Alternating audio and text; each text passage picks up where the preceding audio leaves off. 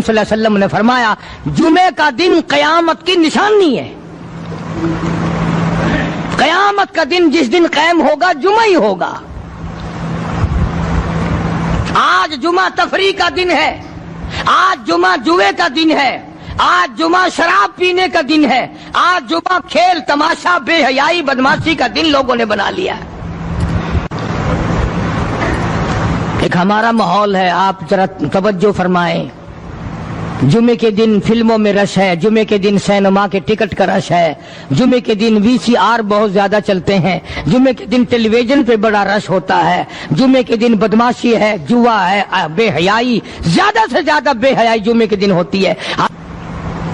حالانکہ حضور کریم صلی اللہ علیہ وسلم نے فرمایا جمعے کے دن ایک گھڑی ایسی آتی ہے جو مانگو وہی ملتا ہے. جس حال میں کوئی مشغول ہوگا وہی اس کی زندگی کا مستقل ذریعہ بن جائے گا. کون سمجھائے تمہیں؟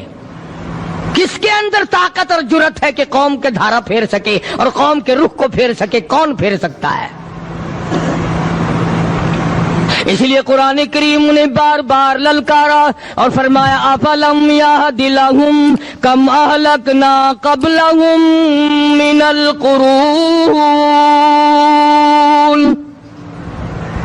اکڑنے والوں، بدماشی کرنے والوں، بے غیرت کمینوں، بعد آؤ. جب میرا قہر جوش میں آئے گا پھر ایک دو کو نہیں، پھر بستی کی بستی، ملک کے ملک اجاڑ کے رکھ دوں گا. افلم یہد لہم کم اہلکنا قبلہم من القرون.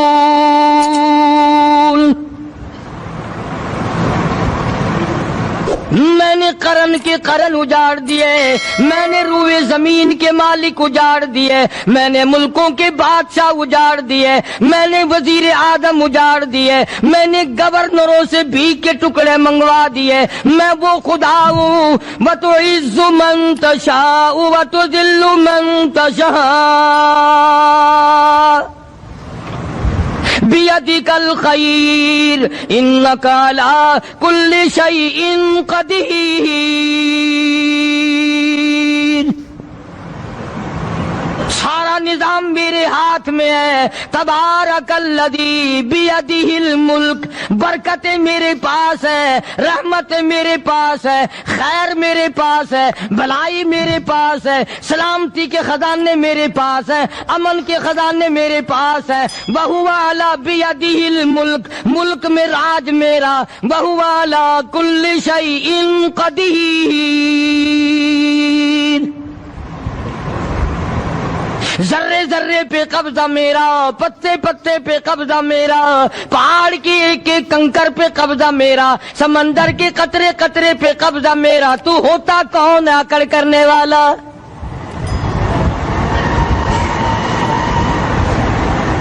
غور نہیں کرتے، سوچتے نہیں ہیں کہ کلام الہی ہمیں کیا بتانا چاہتا ہے. جناب عثمان رضی اللہ تعالیٰ عنہ فرماتے ہیں اور لوگوں میں نے ساری زندگی گزار دی اسلام کے بعد جس دن سے میں نے کلمہ پڑھا آخری دم تک کوئی جمعہ ایسا نہیں گزرا اللہ کے نام پر میں نے ایک غلام خرید کے آزاد نہ کیا ہو. پہلے لوگ بھی جمعے کے دن درود پاک کی کثرت کرتے تھے، خیرات کیا کرتے تھے کہ 8 دن کا کفارہ ہو جائے، اللہ تبارک و تعالی راضی ہو جائے. آج کے دن قیامت آئے گی، نہ جانے میرا کیا حال بنے گا، کن لوگوں میں میرا شمار ہوگا. مدنی کریم صلی اللہ تعالی علیہ وسلم کا دربار لگا ہوا ہے، مجلس ہے آقا مدنی صلی اللہ علیہ وسلم کی. وہ کتنے مقدروں والے جوان تھے جو اپنے محبوب صلی اللہ علیہ وسلم کی مجلس میں بیٹھتے تھے. وہ کتنے خوش بخت اور خوش نصیبے والے لوگ تھے جو اپنے آقا کے سامنے بیٹھتے تھے. حضور کریم صلی اللہ علیہ وسلم نے فرمایا مجھے 3 چیزوں سے بڑی محبت ہے، 3 چیزیں بڑی پیاری لگتی ہیں، 3 چیزیں دنیا میں بڑی مرغوب ہیں مجھے. فرمایا ایک نماز میری آنکھوں کی ٹھنڈک ہے. سرکار کی پسندیدہ بات سنو، فرمایا نماز میری آنکھوں کی ٹھنڈک ہے، جو نماز پڑھتا ہے وہ میری آنکھوں کو ٹھنڈا کرتا ہے، جو نماز نہیں پڑھتا کیا مطلب؟ وہ مجھے رنج دیتا ہے۔ اور جامع ترمذی میں ایک حدیث موجود ہے، ارشاد ہے حضور کریم سب کہہ دو صلی اللہ علیہ وسلم کا، فرمایا کہ ہر پیر کے دن، ہر جمعرات کے دن ہر امتی کا نامہ اعمال میرے سامنے پیش کیا جاتا ہے، ہر امتی کا اعمال نامہ سرکار کے سامنے کر دیا جاتا ہے، تیرے فلاں امتی کا یہ عمل ہے۔ ذرا مسجد میں بیٹھے ہو، قبلے کی طرف منہ کیے بیٹھے ہو، لوگوں سوچو تو صحیح ہمارے اعمال نامے دیکھ کر آقا کو کتنا رنج ہوتا ہوگا، ہمارے کردار دیکھ کر، ہماری روح سیاہی کو دیکھ کر آقا کو کتنا رنج پہنچتا ہوگا صلی اللہ علیہ وسلم۔ ارے ہم نے حضور کی ذات اقدس کو رنج پہنچایا، پریشانی پہنچائی، تکلیف پہنچائی، پرواہ نہیں کرتے نمازوں کی، نوجوان بھی بوڑھے بھی حج کر کے بھی نماز پڑھتے لوگ، اور اب تو ویسے بھی دانا بینا لوگ ہیں۔ تو آپ نے ارشاد فرمایا کہ میری آنکھوں کی ٹھنڈک نماز میں ہے، تین چیزیں مجھے پیاری ہیں پوری دنیا میں، تین چیزیں پسندیدہ ہیں میری۔ سب سے پہلی فرمایا نماز میری آنکھوں کی ٹھنڈک ہے، قرۃ عینی فی الصلاۃ او کما قال النبی صلی اللہ علیہ وسلم، فرمایا جس آدمی، جس امتی کا یہ دل کرے کہ میں نبی کی آنکھ ٹھنڈی ہو، اسے چاہیے کہ نماز پابندی سے پڑھے۔ دوسرا فرمایا وفادار عورت مجھے بڑی پسند ہے، حضور کریم صلی اللہ علیہ وسلم نے فرمایا وفادار عورت، ہائے ہائے ہماری ماؤں سے زیادہ وفادار کون ہوں گی؟ جناب عائشہ صدیقہ رضی اللہ تعالیٰ عنہ فرماتی ہیں کالی کملی والے کے گھر میں 3 مہینے چولہے میں آگ نہیں جلتی تھی،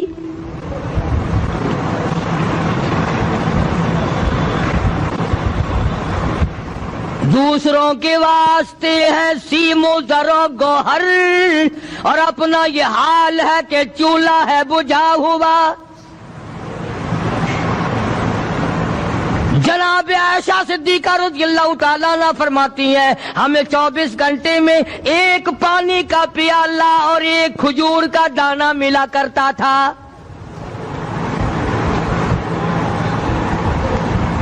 کبھی اپنی ماہوں کی خوراک تو دیکھو، خرچہ تو دیکھو، اور اگلی بات سنو تو حیران ہو جاؤ۔ جناب عائشہ صدیقہ رضی اللہ تعالیٰ عنہ فرماتی ہیں اس پیالے اور کھجور کی قدر بھی تب ہوئی جب وہ بھی نہ ملی۔ پیسوں کو برباد کرنے والوں، بے قدری کرنے والوں، ذرا سوچو تو صحیح کہ کیا گھر ہے محمد عربی سب کہہ دو صلی اللہ علیہ وسلم کا۔ اسی گھر سے خیر و برکت ملی صحابہ کرام کو، لیکن دنیا نہ تھی، بلڈنگ نہ تھی، کوٹھی نہ تھی، بنگلہ نہ تھا، چہل پہل نہ تھی۔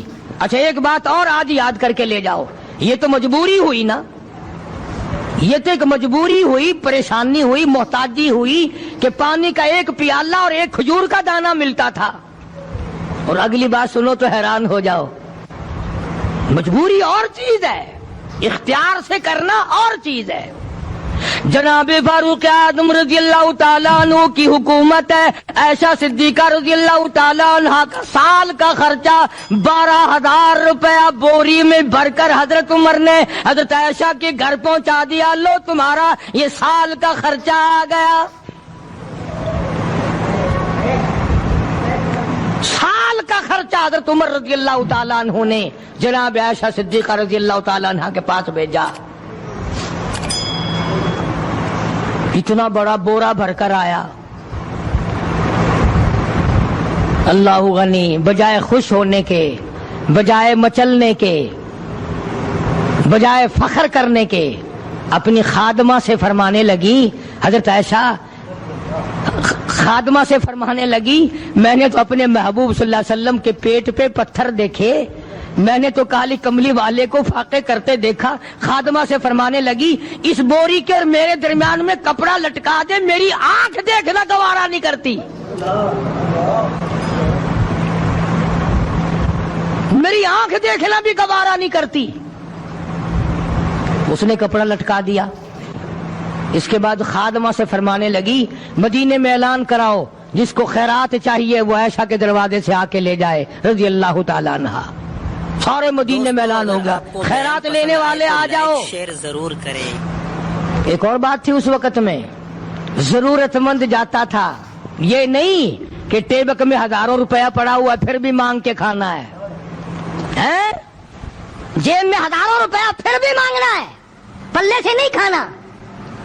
کہ جتنے بھیک مانگے ہیں نا بھیک مانگنے والے, 1 کروڑ روپیہ دے دو انشاءاللہ شام کو پھر بھی مانگے گا. اس کے مقدر میں بھیک مانگنا ہے. اسے فرمانے لگی کچھ نہیں ہے. وہ خادمہ کہنے لگی کچھ نہیں ہے. اب وہ خادمہ کہنے لگی کہ اگر 1 ٹکے کا گوشت منگوا لیتی تو تم بھی اپنا روزہ کھول لیتی, گوشت سے میں بھی کھا لیتی. کیا جواب دیا اما عائشہ صدیقہ رضی اللہ تعالی عنہا نے؟ فرمانے لگی اب تانا دینے سے کیا فائدہ, تو نے اس وقت یاد کیوں نہیں دلایا؟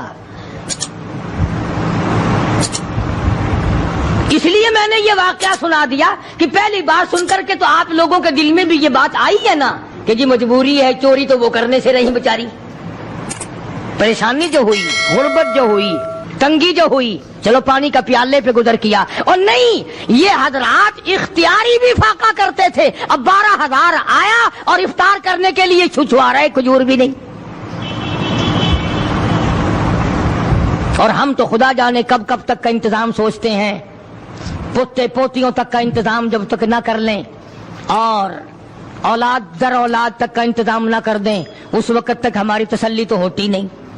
اسی کو مجذوب نے بڑے عجیب طریقے سے سمجھایا, کہتا ہے کہ آنے والی کس سے ٹالی جائے گی, آنے والی کس سے ٹالی جائے گی, اور جان ٹھہری جانے والی جائے گی, روح رگ رگ سے نکالی جائے گی, تجھ پہ ایک دن خاک ڈالی جائے گی. تیرے رشتہ دار عزیز اقربا دھڑا دھڑ مٹی پھینک کے ایسے آئیں گے گویا تجھے پہچانتے بھی نہیں. بڑی بڑی عجیب باتیں کہی مجذوب علیہ رحمت نے. اللہ کی رحمت نازل ہو اس کی قبر مبارک پہ, آمین کا. کہتا ہے سب کی سب ہیں راہ روے کوئے فنا, سب چل رہے ہیں فنا کی طرف. اب یہ جو ہم لوگ بیٹھے ہیں نا خوش ہو رہے ہیں, میری 50 سال عمر ہو گئی, میری 60 سال عمر ہو گئی, میری 40 سال عمر ہو گئی, میری 30 سال کم عمر ہو گئی. اور اصل بات ہمارے دماغ میں, اپنے آپ کو آخرت کے لیے جس قدر ممکن ہو سکے تیاری کریں. آج کل بڑی رات ہے, سویرے اٹھو, کم سے کم صبح و شام ہر آدمی 1 تسبیح درود شریف کی, 1 تسبیح استغفار کی, اور 1 تسبیح تیسرے کلمے کی. یہ تو کم سے کم ہو ہی جائے. بکواس کرتے سو جاتے ہیں, بکواس کرتے اٹھ جاتے ہیں. بلا ہے کوئی زندگی کا معاملہ؟ اللہ سے معافی مانگتا سو جا اور معافی مانگتا اٹھ جا, خدا کی قسم اللہ کا دریائے کرم جوش میں آئے گا. تو یہ ساری چیزیں میں نے اس لیے عرض کی تو وقت پورا کرنے والا حساب نہیں کہ نہ جانے کس کو توبہ کی توفیق ہو جائے. کم سے کم ان 3 تسبیحوں کو ہر مرد عورت لازمی پکڑ لے. 1 تسبیح درود شریف کی, 1 تسبیح سبحان اللہ والحمدللہ ولا الہ الا اللہ واللہ اکبر ولا حول ولا قوت الا باللہ العلی العظیم, اور 1 تسبیح استغفر اللہ الذی لا الہ الا هو الحی القیوم واتوب الیہ, یا استغفر اللہ ربی من کل ذنب واتوب الیہ, اور 1 تسبیح درود شریف کی اللہم صلی علی سیدنا مولانا محمد وعلی آل سیدنا مولانا محمد مبارک وسلم وصلی علیہ. جب 1 مرتبہ درود بندہ پڑھے گا 10 بار اللہ کی رحمت آئے گی, 10 گناہ معاف ہوں گے, 10 درجے بلند ہوں گے, 10 خطائیں معاف کر دی جائیں گی. تو کتنا بڑا اجر ہے. خصوصاً بوڑھوں کو چاہیے کہ وہ گپوں میں اپنا وقت خراب نہ کریں. خدا کی قسم قبر میں جانے کے بعد تجھے 1 سانس کی مہلت نہ ملے.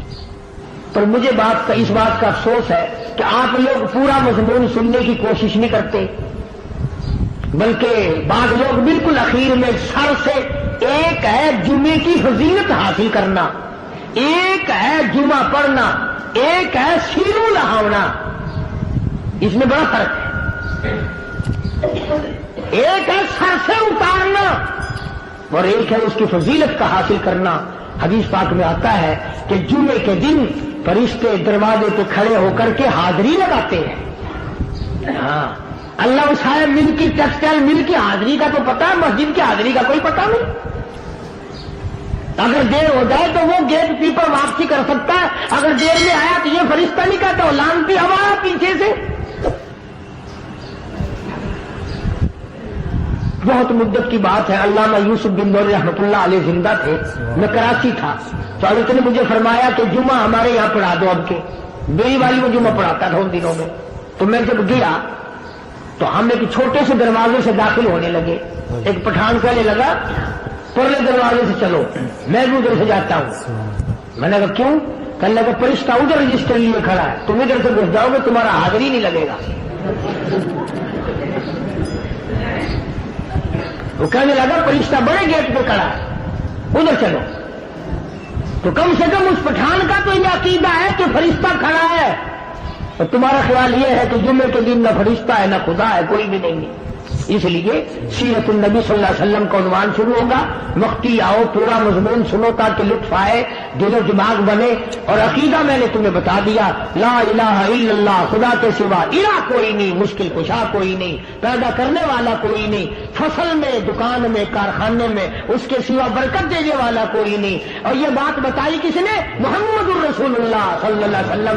ہمارے نبی حضرت محمد الرسول اللہ صلی اللہ علیہ وسلم نے ہمیں یہ بات بتائی. خدا کے بعد خدا کوئی نہیں، مصطفیٰ کے بعد نبی کوئی نہیں، حضور صلی اللہ علیہ وسلم کے بعد کوئی کسی قسم کا جو نبوت کا دعویٰ کرے وہ کافر ہے، دجال ہے، بے ایمان ہے، وہ خنزیر سے بدتر ہے جو میرے آقا کے ختم نبوت کے تاج کو ہاتھ لگائے گا.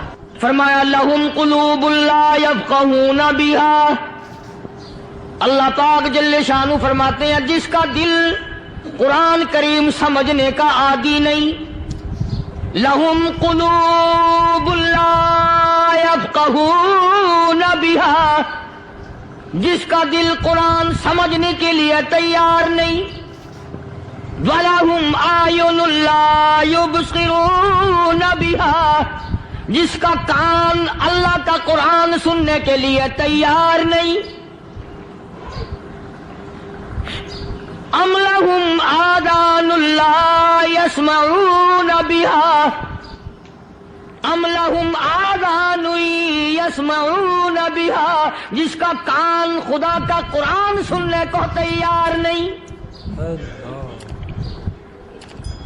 خدائی فیصلہ سنو، اللہ کے قرآن کا فیصلہ سنو، اللہ کے کلام کا فیصلہ سنو. جس کا کان میرا کلام سننے کے لیے تیار نہیں، جس کو میرا قرآن سن کے مزہ نہیں آتا، جس کو میرا کلام سن کے حلاوت نہیں آتی، جس کو میرا کلام سن کے لذت نہیں آتی، جس کی روح تازی نہیں ہوتی، جس کو لطف نہیں آتا، جس کو کیف نہیں آتا، جس کو سرور نہیں آتا، جو میرا قرآن سننے کو تیار نہیں، جو میرا قرآن آنکھوں سے دیکھنے کو تیار نہیں، جو میرا قرآن سننے سمجھنے کے لیے تیار نہیں. آؤ پھر خدائی فیصلہ سنو. فرمایا اولئک کالانعام،